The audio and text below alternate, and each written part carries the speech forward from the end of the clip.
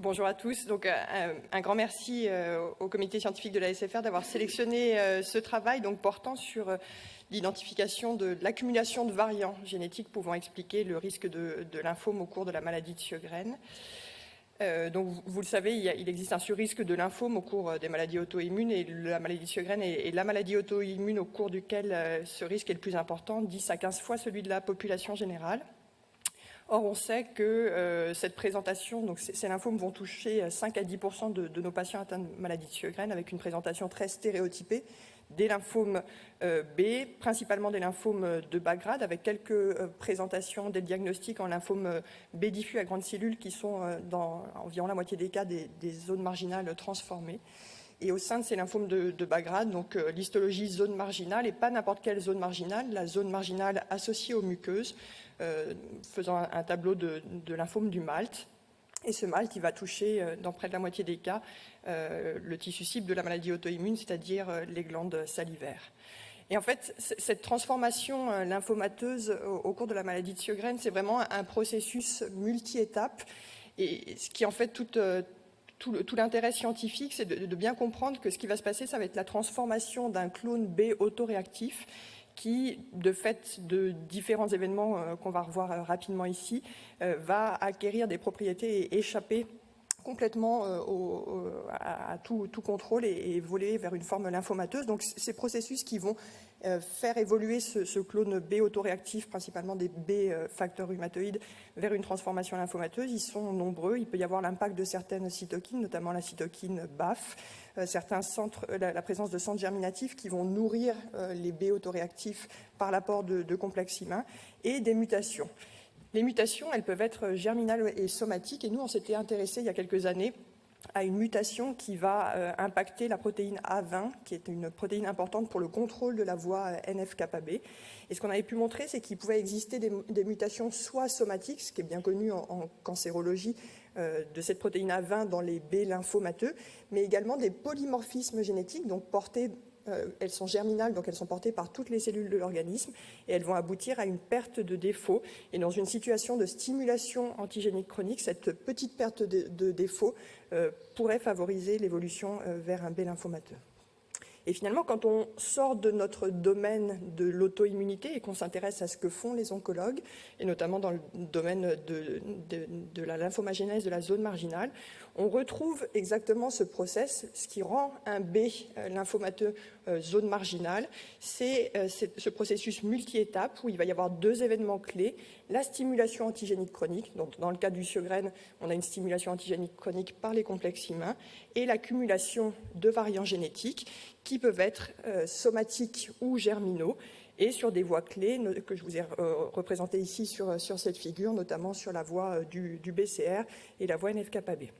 Sur la partie droite de la diapositive, vous voyez une étude très intéressante qui avait retenu mon attention, qui retrouvait le pourcentage de fréquence de mutations somatiques dans différents types de lymphomes de la zone marginale en fonction de la localisation. Vous voyez qu'on est entre 30 et 50% pour les lymphomes de la zone marginale de l'estomac, du poumon, des annexes oculaires, alors que pour les glandes salivaires, donc nos lymphomes marginales de Sjögren, on a un taux de mutation somatique qui est beaucoup plus faible, d'où l'hypothèse qu'on a formulée pour ce travail de se dire, mais finalement, est-ce que nos patients Sjögren n'auraient pas besoin, entre guillemets, de mutations somatiques parce qu'ils ont déjà un background germinal qui favorise la transformation lymphomateuse. Donc pour tester cette hypothèse, on a cherché donc à évaluer s'il existait un terrain génétique prédisposant à la survenue de lymphomes en s'intéressant spécifiquement aux polymorphismes germinaux chez nos patients Sjögren.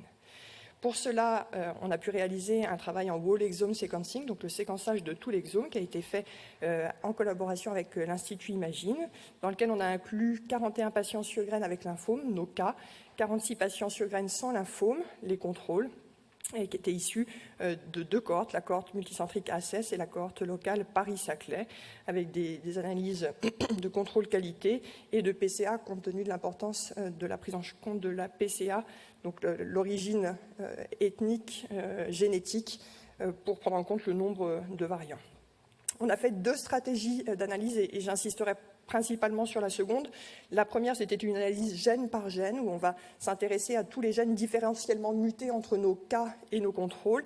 Après filtre, comme Pierre-Antoine vous l'a montré, le nombre de variants il est extrêmement important. Donc si on n'impose pas de filtre auparavant, il est difficile d'avoir une analyse. Donc là, les filtres qu'on avait choisis, c'était des filtres de fréquence, une fréquence allélique inférieure à 5%, et un filtre CAD, donc le score fonctionnel, supérieur à 20, puisqu'on voulait capturer des variants qui avaient potentiellement un impact fonctionnel. Le deuxième type d'analyse, ça a été une analyse par voie de signalisation, où là, on a focalisé notre intérêt sur les voies qui peuvent avoir une importance dans la transformation lymphomateuse. Et donc, on a pris des sets de gènes impliqués dans ces voies de signalisation, NF-κB, Notch, BCR, TNF-IP3 et l'autophagie. Et pour chaque patient, on a pu construire en collaboration avec l'équipe de bioinformatique d'Imagine un score prenant en compte la fréquence allélique et le potentiel fonctionnel in silico de ces variants. Donc voilà notre population, 41 cas, 46 contrôles, principalement des lymphomes de la zone marginale, mais également 7 lymphomes B diffus. L'analyse en PCA qui nous a fait exclure 7 outliers, donc une analyse ensuite génétique restreinte sur 80 patients, 38 cas et 42 contrôles. Pour l'analyse par gène, le premier message, et on s'y attendait un petit peu, on ne retrouve pas de variants récurrents. Et si on se concentre sur les patients, les variants qui sont le plus mutés chez 3 cas, mais pas chez les contrôles, on avait 131 gènes. On s'est intéressé aux voies représentées par ces 131 gènes, des voies un petit peu obscures, mais néanmoins, quand on s'intéresse aux gènes au sein de ces voies, on voit qu'elles peuvent avoir un potentiel d'intérêt. Vous voyez NOP2 qui est connu que dans le lymphomagenèse folliculaire, ATP2B4 qui joue un rôle dans le contrôle des LB activés, ou SCRIB qui joue un rôle dans la lymphomagenèse dans le lymphome de Burkitt. L'analyse la plus intéressante, c'est l'analyse par pathway. Et sur les différentes pathways qu'on a analysées, 2 ressortent, NF-κB et BCR, qui sont enrichis chez les patients Sjögren avec lymphome versus les patients sans lymphome. Vous voyez ici la représentation pour la voie NF-κB, donc ce score complètement in silico qui est à 39 versus 24 chez les patients sans lymphome. Et pour le score BCR, le fait qu'on ait ce résultat avec les 2 types d'analyse, NF-κB et BCR, nous a fait poser la question d'une intersection entre ces pathways. Et en fait, ce sont des pathways qui sont très connectés, très interconnectés, avec 9 gènes en commun, dont 7 qui étaient mutés dans notre population, principalement par des gènes impliqués dans les voies canoniques et non canoniques NF-κB.